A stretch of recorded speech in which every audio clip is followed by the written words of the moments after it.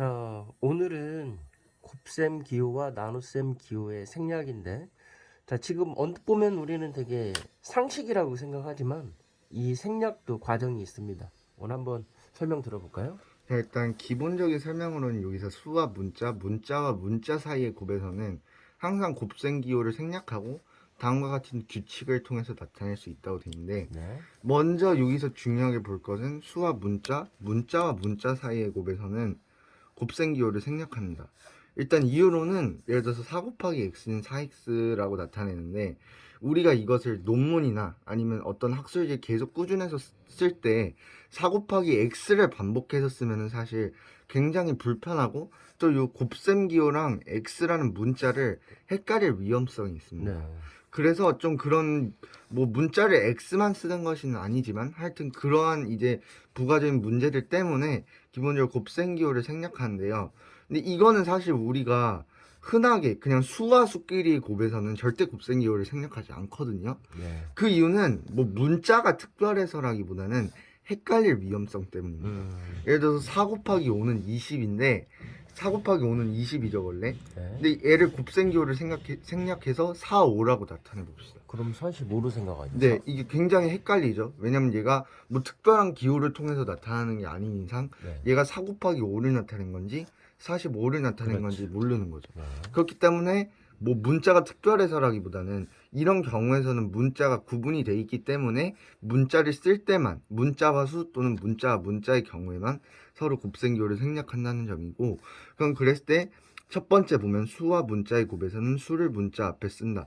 이런 건 약간 암묵적인 약속과 같은 거예요. 그냥 서로 나타낼 때 예를 들어서 어떤 수학자는 x2라고 쓰고 어떤 수학자는 2x라고 쓰면은 어떤 학술지나 논문을 볼 때 이것도 결국은 서로 헷갈리고 네. 하다 보니까 통용되게 쓸 방법을 찾다 보니까 수를 문자 앞에 쓴다는 이제 약속을 한 거고요. 네.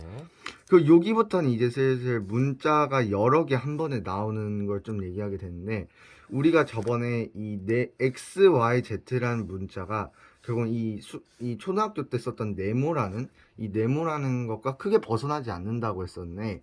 그러면 여기서 생각할 것은 그냥 문자가 여러 개 쓰인다고 굳이 거북해할 필요 없고, 그냥 그 다른 여러 개의 문자들도 결국은 우리가 초등학교 때 배웠던 네모, 세모, 동그라미처럼 네. 서로 알지는 못하지만 대신 서로 다른 성질 그렇죠. 또는 같을 수도 있지만 보통 다른 성질을 가지고 네. 있는 알지 못한 수라 보면 되고, 그랬을 때 문자와 문자의 곱에서는 알파벳 순서였어요. 네. 예를 들어서 x 곱하기 y면 xy고 b 곱하기 x 곱하기 c면은 순서대로 bcx.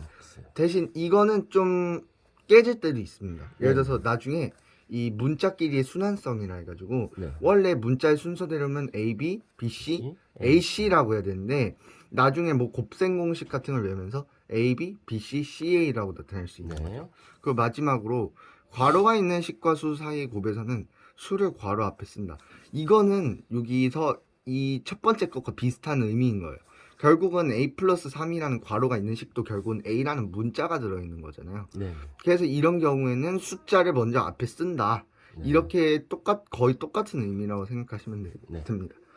그리고 이번엔 나눗셈 기호의 생략을 알아볼 건데, 나눗셈 기호의 생략도 거의 비슷해요. 왜냐하면 나눗셈은 거의 곱셈의 역수를 곱해주는 거라고 생각하면 똑같아서 사실 보면은 나눗셈 기호를 생략하고 분수꼴로 나타낸다. 예를 들어서 a 나누기 b면은 a 곱하기 b분의 1로 나타낼 수 있거든요, 변해서. 네. 근데 이럴 때 그럼 a 곱하기 b분의 1로 나타내지 말고 아까 곱셈 기호를 생략한 것처럼 곱셈 기호를 그냥 생략해주고 b분의 a, 그냥 b분의 a라고 간단하게 나타내 준다는 것을 여기서 얘기하고 있고, 네. x 나누기 5도 마찬가지로 x 곱하기 5분의 1을 1로 변환시켰을 때 그럼 여기서는 아까 했던 것처럼 곱셈이기 때문에 곱셈 기호를 생략할 수 있잖아요. 네. 그래서 5분의 x가 되는 거죠. 그리고 두 번째 마지막 같은 경우는 나눗셈을 역수의 곱셈으로 바꿔 곱셈 기호를 생략한다. 제가 방금 얘기한 거랑 똑같은 의미인 거죠. 사실 예를 들어서 a 나누기 b라는 것은 우리가 초등학교 때 배웠지만 a 곱하기 b분의 1로 변환시킬 수 있습니다. 이것처럼 a 나누기 3분의 2면은 얘를 간단하게 나타내주기 위해서 곱셈의 형태를 변환을 일부러 시켜준다는 거예요. 네. 그러면 우리가 아까 봤던 것처럼 서로 통용되게 일부러 곱셈기호를 생략할 수가 있어요. 네. 그러면은 그냥 2분의 3에 이렇게 일부러 곱셈기호로 변환을 시킨다는 거죠.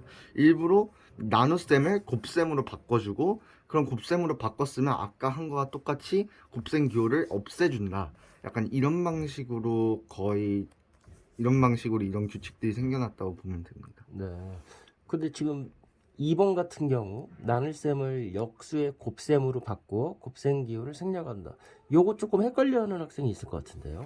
네, 뒤집으니까. 뒤집으니까 헷갈릴 수 있는데, 이거는 역수라는 개념 자체가, 이 역수라는 개념을 그리고 우리가 사실 여기 앞에 단원에서 조금 패스를 하고 왔다 보니까 네. 그 역수라는 개념을 잘 모를 수도 있거든요. 네. 네. 근데 역수라는 개념이 뭐냐면은, 예를 들어서 A라는 숫자가 있을 때, 네.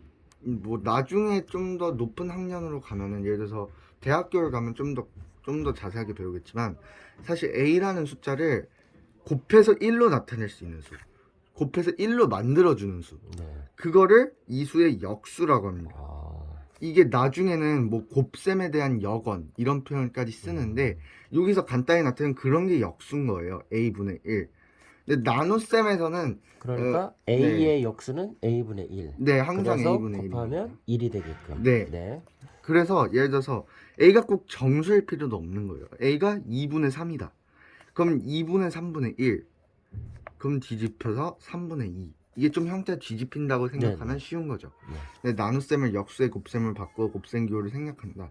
이 이유는 우리가 초등학교 때 배운 내용이지만 예를 들어서 2분의 3 나누기 뭐 3분의 2를 했으면 우리가 그때 과정을 배우면서 결국은 이 분수를 뒤집어요.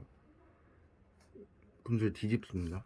이렇게 해서 4분의 9로 결국은 계산 과정이 나오거든요. 네. 이처럼 문자로 나타낼 때도 차이가 없다는 거예요. 네. 문자도 결국 우리가 아는 수들 중 하나이기 때문에 얘네끼리 나눗셈을 할 때도 똑같은 방식으로 그냥 역수의 곱셈을 뒤집어서 나타낼 수 있다라는 점을 좀 네. 알면 좋을 것 같습니다. 알겠습니다. 자, 오늘 나눗셈에서 역수라는 개념이 되게 새로웠거든요. 네. 그래서 A의 역수는 A한테 곱해서 1이 나오는 수기 때문에 A분의 1로 표현한다. 따라서 이 나누기로 돼 있지만 이거를 역수로 전환하는 거, 이거를 한번 주목을 해야 될 것 같습니다. 네. 네, 오늘도 수고 많으셨습니다. 수고하셨습니다. 네.